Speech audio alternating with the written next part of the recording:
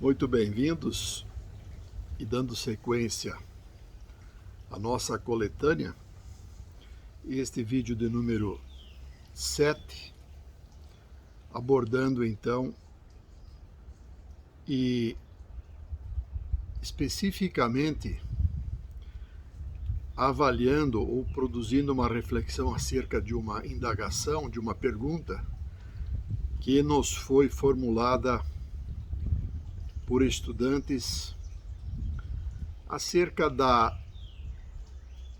religião, acerca do espiritismo e a religião.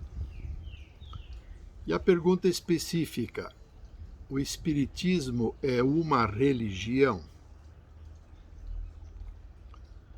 Então nós vamos pensar um pouco acerca do que seja uma religião.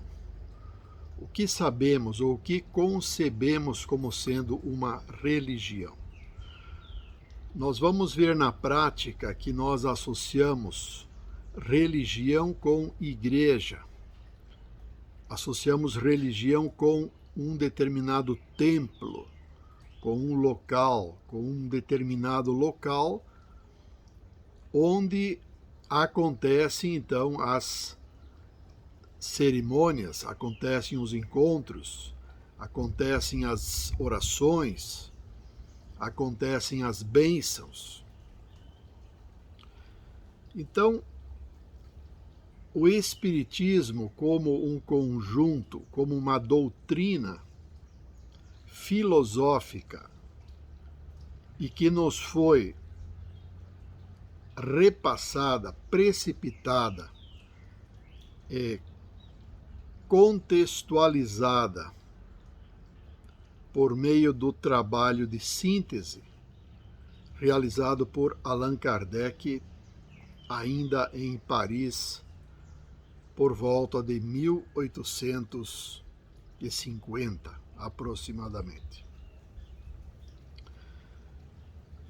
A partir desta obra, destes livros, então, que estão divididos por assuntos, nós vamos compor ao Espiritismo. Nasce o Espiritismo.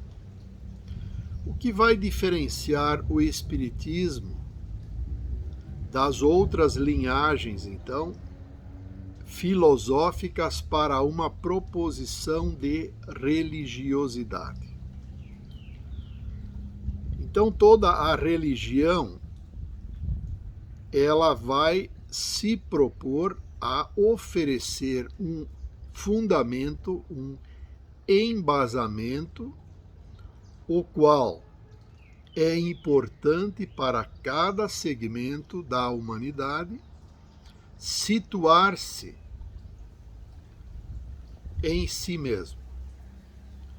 Então, as religiões, todas elas professadas por seres humanos, elas vão ter como objetivo produzir um fator de religiosidade na própria pessoa, ou nas pessoas, ou nos fiéis, ou nos discípulos.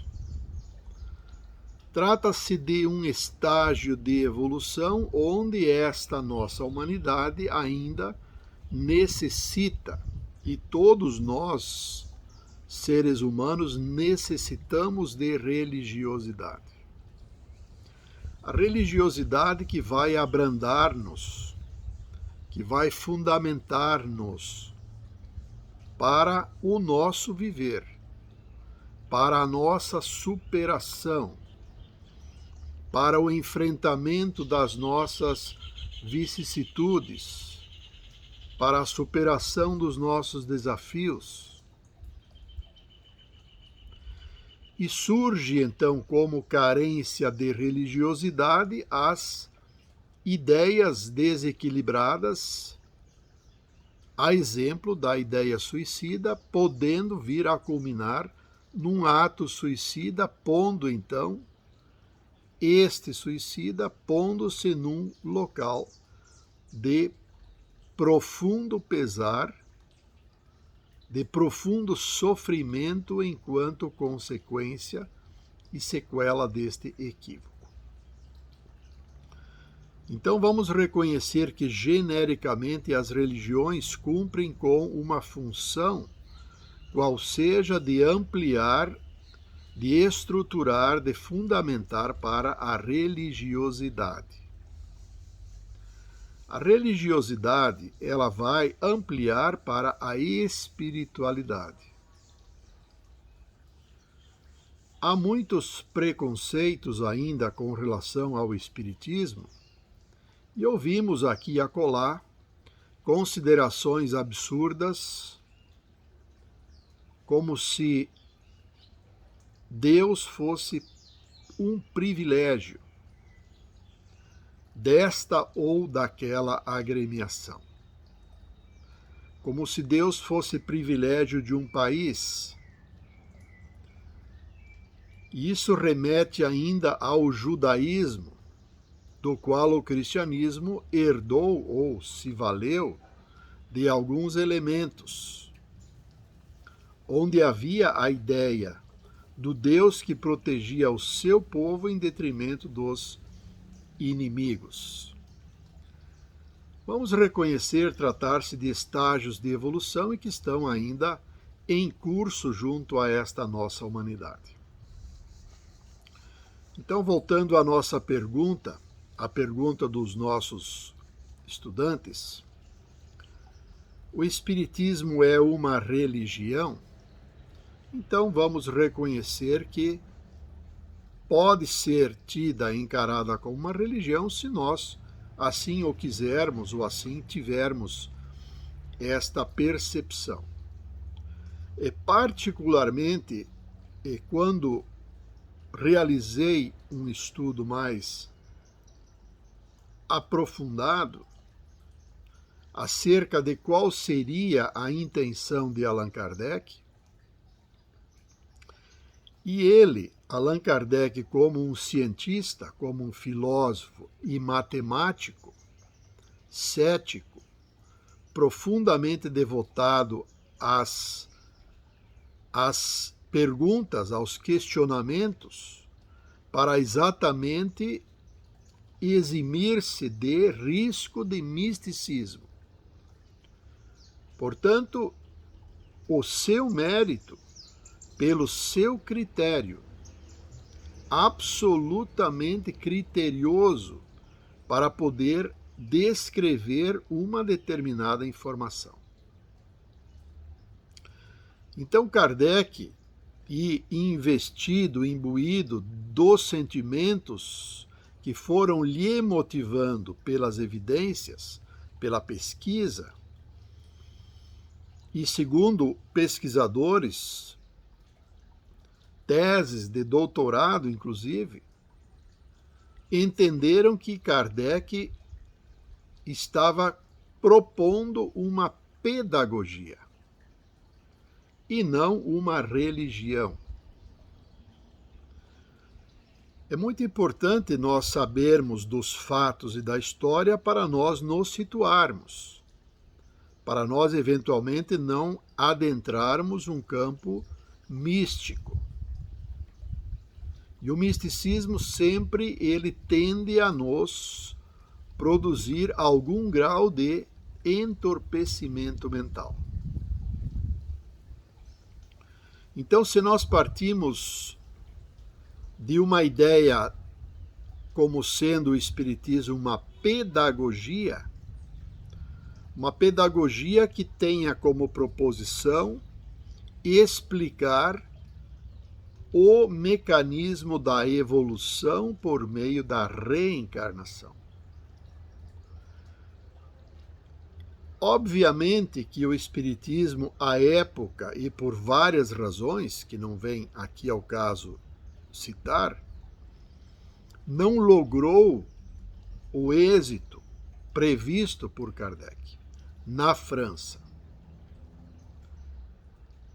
E o Espiritismo foi trazido para o Brasil na sequência, e aqui no Brasil é que ele, então, pôde e encontrou as bases para a sua irradiação, para a sua estruturação e desenvolvimento, inclusive para os outros níveis que viriam a acontecer posteriormente, em nome da figura ilustre, ímpar de Chico Xavier, o maior médium de psicografia que o planeta Terra já teve a oportunidade de testemunhar.